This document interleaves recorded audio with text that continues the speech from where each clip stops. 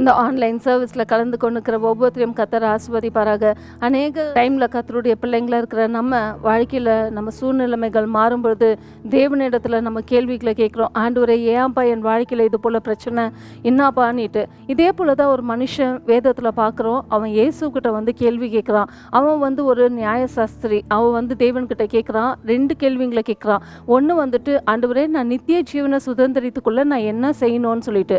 அப்போ ஆண்டவர் உடனே அவகிட்ட கேட்குறாரு, நியாயப்பிரமாணம் என்னப்பா சொல்லுது அப்படின்ட்டு. அப்போ அவன் நான் சொல்கிறான் உடனே, ஆண்டவரே, நியாயப்பிரமாணத்தில் என்ன சொல்லப்பட்டிருக்குனாக்கா, உன் முழு இருதயத்தோடும் உன் முழு ஆத்மாவோடும் உன் முழு சிந்தையோடும் உன் முழு மனதோடும் தேவனிடத்தில் அன்பு கூறுங்கள், உன்னை போலவே பிறனிடத்திலே நீ அன்பு கூறுன்னு சொல்லப்பட்டிருக்கு. அப்போ ஆண்டவர் சொல்கிறாரு, ஆமாவா, உன் நியாயப்பிரமாணத்தில் அப்படி சொல்லப்பட்டிருக்குல்ல, அப்படியே நீ போய் செய்ப்பான்னு சொல்கிறாரு. அப்படி சொன்னதும் அவன் உடனே மறுபடியும் என்னன்னு தெரியுங்களா, இன்னொரு கேள்வி கேட்குறான். ஆண்டவரே, எனக்கு பிறன் யார் ஆண்டவரேன்னுட்டு கேட்குறான். அப்போ ஆண்டவர் உடனே ஒரு உதாரணம் அவனுக்கு வந்து சொல்கிறாரு. சொல்லும் பொழுது அந்த உதாரணம் எப்படி தெரியுங்களா சொல்கிறாரு, தத்ரூபமாக அப்படியே சொல்லுகிறார். அவர் எப்படி சொல்கிறாருனாக்கா, ஒரு மனுஷன் இருந்தான். அந்த மனுஷன் வந்து எருசலேம்லேருந்து எரிகோவுக்கு போய் கொண்டுக்கிறான். அப்போ எருசலேம்லேருந்து எரிகோவுக்கு போகிறதான வேலையில் அது வந்து ஒரு வனாந்திரமான ஒரு இடம், ஒரு கடினமான ஒரு பாதை. அந்த வழியாக போகும் பொழுது ஒரு திருடன் அந்த மனுஷனை பார்த்து அந்த மனுஷனை வந்து துணியெல்லாம் உருவிட்டு அதுக்கு பிறகு அடித்து அவனை குத்துயிராக போட்டுட்டு போயிடுறாங்க. அப்போ இந்த வழியாக வந்து ஒரு மனுஷன் வராரு. அவர் யாருன்னா ஒரு ஆசாரியர். அவர் பார்த்துட்டு அந்த மனுஷன் கீழே விழுந்துக்கிற மனுஷனை பார்த்துட்டு அந்த மனுஷன் மேலே ஒரு இறக்க பாராட்டுறதுல ஒன்றுமே இல்லை. ஆனால் அவர் ஒரு ஆசாரியர். அவர் பார்த்துட்டு என்ன பண்ணிடுறாரு, அமைதியாக வழி விலகி அவர் போயிட்டே இருக்கிறாரு. அதற்கு பிறகு இன்னொரு மனுஷன் வரான். அந்த மனுஷன் யாருன்னா அவன் ஒரு லேவி. அவன் வந்துட்டு என்ன பண்ணுறான், ஐயோ, இது நம்மளுக்கு தேவையில்லாத கதாப்பா, அவன் கீழே விழுந்துட்டு இருக்கிறான், அடிபட்டுட்டு அவனை காப்பாற்ற போனா நம்மளுக்கு ஏதாவது பிரச்சனை ஆகிட போகுது, நம்ம வேண்டாம் அன்னிட்டு அவனும் என்ன பண்ணிடுறான், வழி விலகி போய்விடுறான், அமைதியாக போயிடுறான். அவனும் காப்பாற்றுறதில்ல, ஆசாரியரும் காப்பாற்றுறதில்ல, லேவியும் காப்பாற்றுறதில்ல. ஆனால் 3வது ஒரு மனுஷன் போகிறான். அவன் யாருன்னா அவன் சமாரியன், அவன் அந்நியன். அந்த மனுஷனை பார்த்ததுமே உடனே என்ன பண்ணுறான் தெரியுங்களா, மனதுருகி அவன் மனதுருக்கம் உள்ள ஒரு மனுஷனாக இருக்கிறான். அவன் உடனே அவன் வந்து அன்பு காட்ட வரான். ஏன் ஒரு மனுஷன் வந்து இறக்க இருக்குதுனாக்கா அந்த மனுஷனுக்குள்ள அன்பு இருக்கும். அவன் வந்து தியாகம் செய்வான். அதே போல தான் கர்த்தராகிய இயேசு கிறிஸ்துவை கூட நம்ம பார்க்கும்பொழுது அவருக்குள்ள வந்து மனதுருக்கம் இருந்துச்சு. எங்கே போனாலும் அவர் மனதுருகி கர்த்தர் அற்புதங்களை செய்தார் என்று நம்ம வேதத்தில் பார்க்குறோம். அப்போ இந்த மனுஷனுக்கு, இந்த சமாரியனுக்கு ஒரு நல்ல குணம் இருந்ததுனால அவன் என்ன பண்ணுறான் தெரியுங்களா, காயப்பட்டு குத்துயிராக கிடக்கிற அந்த மனுஷனை பார்த்த உடனே அவனுக்கு ஹெல்ப் பண்ணணும்னு சொல்லிட்டு ஓடி போயிட்டு அவன் காயங்களை கட்டிட்டு அதுக்கு பிறகு என்ன தெரியுங்களா பண்ணுறான், அவன் எண்ணெய் வாத்து அதுக்கு பிறகு அவன் திராட்சை ரசத்தையும் பார்த்து கட்டு போட்டு அவன் எடுத்துகிட்டு போயிட்டு அவனுடைய மிருகத்தின் மேலே ஏற்றி அவன் கொண்டு போய் அந்த சத்திரத்தில் விடுறான். சத்திரத்தில் விட்டுட்டு என்ன தெரியுங்களா சொல்கிறான், இது மனுஷனுக்கு ஏதாவது உதவி வேணும்னாக்கா 2 காசு கொடுக்குறான். 2 காசு கொடுத்துட்டு இதுவும் போதாதுன்னா நான் திரும்பி கண்டிப்பாக வருவேன், வந்து இவனை நான் பார்ப்பேன், இவனுக்கு நான் உதவி செய்வேன் அப்படின்னு சொல்லிட்டு இந்த அந்நியன் சொல்கிறான். அப்போ கர்த்தராகிய இயேசு கிறிஸ்து அந்த மனுஷங்கிட்ட இந்த காரியத்தெல்லாம் சொல்லும் பொழுது, இந்த 3 பேரில் யார் பிரதானமானவங்க, யார் முக்கியத்துவமாக இந்த காரியங்களை செய்தாங்க சொல்லுங்க அப்படின்னு சொல்லும் பொழுது அந்த மனுஷன் யோசிச்சு கரெக்டான ஒரு உத்தரவை சொல்கிறான். உங்களுக்காக அந்த வசனத்தை நான் வாசிக்கிறேன். லூக்கா 10ஆம் அதிகாரம் நீங்கள் வாசிச்சு பாருங்க, 25 தொடங்கி 37 வரைக்கும். அதற்கு அவனுக்கு இரக்கம் செய்தவனே என்றான்.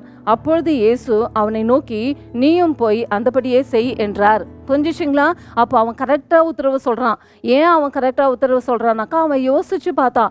ஏசு சொன்ன காரியங்களெல்லாம் யோசிச்சு நிதானித்து பார்த்து அப்போ அவன் சொல்கிறான், இந்த ஆசாரியர்களும் லேவி 2 பேருமே உதவி செய்யாமல் போயிட்டாங்க. ஆனால் இறக்கப்பட்டு வந்துட்டு இந்த சமாரியன் தானே, ஒரு அந்நியன் தானே, அந்த ஜனங்க யாருன்ட்டே தெரியாது, அந்த மனுஷன் யாருன்னு தெரியாத ஒரு மனுஷனுக்கு இறங்கி வந்து உதவி செய்தாருனாக்கா இந்த சமாரியன் தானே, இவன் தான் நல்லவன் அப்படின்னு சொன்னதுமே அப்போ கர்த்தராகிய இயேசு கிறிஸ்து உடனே அந்த மனுஷனை பார்த்து அந்த நியாயசாஸ்திரியை பார்த்து சொல்கிறாரு, நீயும் போய் இந்த காரியத்தை செய் போப்பா அப்படின்னுறாரு. புரிஞ்சிச்சிங்களா? அப்போ கர்த்தருடைய பிள்ளைங்கள இந்த இடத்துல நம்ம எந்த இடத்துல நிற்கிறோம்? நம்ம கர்த்தருடைய பிள்ளைங்களா வாழ்றது மட்டும் பெருசு கிடையாது. மற்றவங்கள பார்க்கும்பொழுது நம்ம அவங்களுக்கு உதவி செய்கிறோமா, இல்லை உதவி செய்யாமே நம்ம போய்விடுகிறோமா? கொஞ்சம் நீங்கள் யோசிச்சு பாருங்க. கர்த்தராகிய இயேசு கிறிஸ்துவை வணங்குகிற நீங்கள், அவரை பின்பற்றுகிற நீங்கள், அவருடைய குணங்களாகவே நீங்கள் காணப்படுற நீங்கள், அவரை போலவே நீங்கள் வாழணும். ஏன்னா தேவனுடைய வார்த்தை சொல்லுகிறது, இரக்கமுள்ளவர்கள் பாக்கியவான்கள், அவர்கள் இரக்கம் பெறுவார்கள்ன்ட்டு. நமக்கு ஆண்டவரே எனக்கு இரக்க வேணும் இரக்க வேணும்ன்ட்டு நம்ம கேட்குவோம். நம்ம மனதுருக்கம் மற்றவங்க மேலே படுறோமா? அப்படி இல்லைன்னா ஆண்டுகிட்ட கேட்டு நீங்கள் இந்த வேலையில் பெற்றுக்கொள்ளுங்கள். உங்களுக்காக ஒரு உதாரணத்தை நான் சொல்கிறேன் பாருங்களேன். மதர் தெரேசான்றவங்க, அவங்க ஒரு கர்த்தருடைய பிள்ளை. அவங்க வந்துட்டு எந்த எதிர்பார்ப்பும் பார்க்க கிடையாது. இந்தியா தேசத்தில் வந்துட்டு அவங்க என்ன பண்ணுறாங்க தெரியுங்களா? கல்கட்டாவில் வந்துட்டு அங்கே இருக்கிறதான ஏழை எளிய ஜனங்க எந்த ஜாதி பார்த்தாங்களா, மதம் பார்த்தாங்களா, அவங்களுடைய கலரு எதுவுமே பார்க்க கிடையாது. அவங்களுடைய பாதம் எல்லாம் ஒரே ஒன்று தான். இவங்களுக்குள்ள தேவன் இருக்கிறார். இவங்க கர்த்தரால் படைக்கப்பட்ட ஜனங்க. இந்த ஏழை எளிய ஜனங்களுக்கு பராமரிக்கிறதுக்கு, அவங்களுக்கு உதவி செய்யறதுக்கு யாருமே இல்லையே அப்படின்னு சொல்லிட்டு அந்த குஷ்டரோகிங்கோ, ஏழை எளிய ஜனங்க, அனாதிங்க, விடப்பட்ட ஜனங்க எல்லாரையுமே பார்த்து அந்த மதர் தெரேசான்றவங்க எவ்வளோ அவங்க மேலே கரிசனப்பட்டு அவங்க மேலே இரக்கமாக இருந்து அவங்களுக்கு உதவி செய்தாங்கன்ட்டு நம்ம பார்க்குறோம். கர்த்தருடைய பிள்ளைங்களா இருக்கிற நம்ம மற்றவங்க மேலே இறங்கும் பொழுது கர்த்தர் நம்மளை ஆசீர்வதிப்பார். இந்த வேளையில் கண்களை மூடி ஆண்டவர்கிட்ட கேட்கலாங்களா? ஆண்டவரே, அந்த இரக்க மனசு எனக்கு இல்லைன்னா எனக்கு தாங்க ஆண்டவரே. உங்களுக்குள்ளே இருந்துச்சு. கர்த்தராகிய இயேசு கிறிஸ்து எந்த இடத்துல போனாலும் அவர் இரக்கமுள்ளவராக இருந்தார். இறங்கி வந்து அவங்களுக்கு உதவி செய்தார். அதே போல் கர்த்தருடைய பிள்ளைங்களா இருக்கிற நம்ம அந்த குணத்தை வாங்கி பெற்றுக்கொள்ளங்களாங்களா? எங்களை அதிகமாக நேசிக்கிற எங்கள் அன்பின் தகப்பனை உமக்கு நாங்கள் நன்றி செலுத்துகிறோம். இந்த ஆன்லைன் சர்வீஸில் கலந்து கொண்டுக்கிற ஒவ்வொரு பிள்ளைகளையும் என் தேவனாகிய கர்த்தர் நீங்கள் ஆசீர்வதிங்க. அப்பா, உம்முடைய வார்த்தை சொல்லுகிறத ராஜா, இரக்கமுள்ளவர்கள் பாக்கியவான்கள், அவர்கள் இரக்கம் பெறுவார்கள் என்று அநேக முறையில் அப்பா கர்த்தருடைய பிள்ளைங்களா இருக்கிற நாங்கள் அப்பா அநேக காரியங்களுக்கு நாங்களுக்கு இரக்கம்ன்றது இல்லாமல் போய்விடுகிறது. ஒவ்வொரு பிள்ளைகளுக்கும் அந்த இரக்கத்தை தாங்க அப்பா. ஏழு எளிய ஜனங்களை பார்க்கும்போதும், ஆதரவற்றவர்களை பார்க்கும்போதும், உதவியற்றவர்களை பார்க்கும்போதும், குடும்பத்தில் ஒரு பிரச்சனைன்றது பார்க்கும்பொழுதும் அப்பா நாங்கள் மற்றவங்களுக்கு இறங்கி போய் அப்பா அவங்களுக்கு உதவி செய்ய என் தேவனாகிய கர்த்தர் நீங்கள் உதவி செய்யுங்க. யார் மேலேயும் கசப்பு வைராக்கியம் அப்பா கத்தாவே இருந்தாலும் இந்த வேலையில் அப்பா அவங்களுக்கு மன்னித்து தகப்பன அவங்களுக்கு உதவி செய்கிற அந்த இருதயத்தை கர்த்தர் நீங்கள் தாங்க. இந்த ஆன்லைன் சர்வீஸில் கலந்து கொண்டுக்கிற ஒவ்வொரு பிள்ளைகளையும் என் தேவனாகிய கர்த்தர் நீங்கள் ஆசீர்வதிங்க. இயேசுவின் நாமத்தில் நாங்கள் ஜெபிக்கிறோம் எங்கள் நல்ல பிதாவே, ஆமென்.